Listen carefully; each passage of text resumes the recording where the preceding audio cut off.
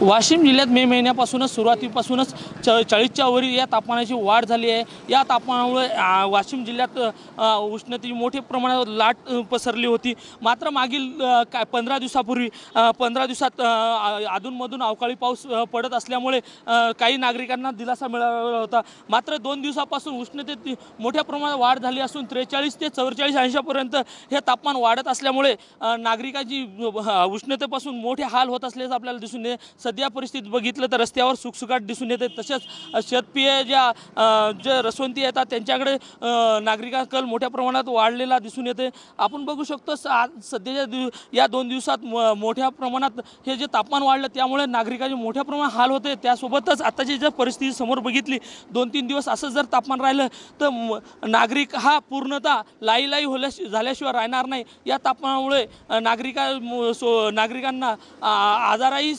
वाढण्याची शक्यता आहे। कॅमेरामन साजन धाबेसह विठ्ठल देशमुख TV9 मराठी वाशिम।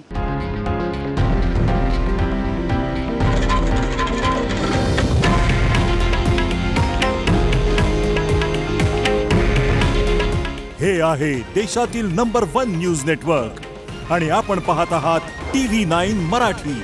काळजी तुमची, हित महाराष्ट्राचं।